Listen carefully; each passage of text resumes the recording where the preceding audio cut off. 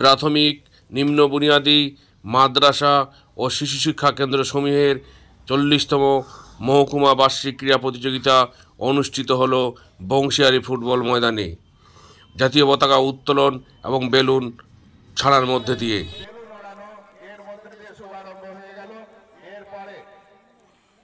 এরপরে আমরা অতিথিবর্গকে আমাদের গরু করবার জন্য অনুরোধ করব, কেননা আমাদের মার্চ পাস শুরু হয়ে যাবে।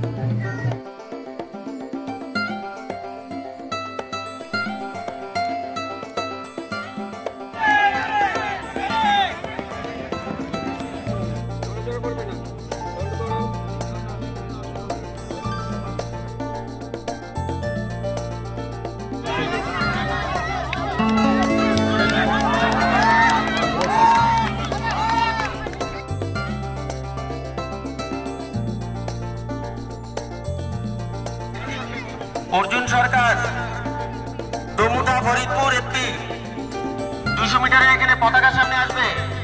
যে গাছ লাগায় সে ভবিষ্যৎ গড়ায়। সবুজ পৃথিবী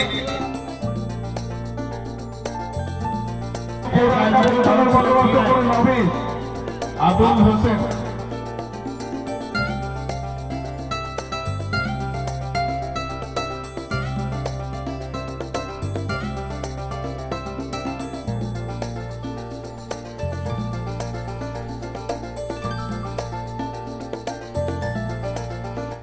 এখানে আজকে আমাদের খুব ভালো হয় সাব ডিভিশন গঙ্গারামপুর সাব ডিভিশনের প্রাথমিক, শিশু শিক্ষা কেন্দ্র এবং নিম্ন বুনিয়াদী বিদ্যালয়ের ছাত্রছাত্রীরা অংশগ্রহণ করেছে। 4টি ব্লকের 7টি সার্কেল থেকে প্রায় 700 অধিক স্কুল থেকে প্রতিযোগীরা অংশগ্রহণ করেছে। 34টি ইভেন্ট ছিল, সেখানে প্রতিযোগীরা অংশগ্রহণ করেছে।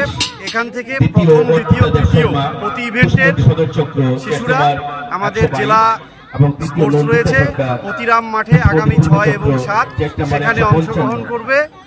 আমাদের এখানে বিশেষত এই গঙ্গারামপুর মহকুমা স্তরের এই যে প্রতিযোগিতা আজকে অনুষ্ঠিত হলো, এখানে মূল বিষয়টাই আমাদের এখানে মাঠ যে ডেকোরেশন হয়েছে সেটা তুলে ধরা হয়েছে যে একটি গাছ একটি প্রাণ।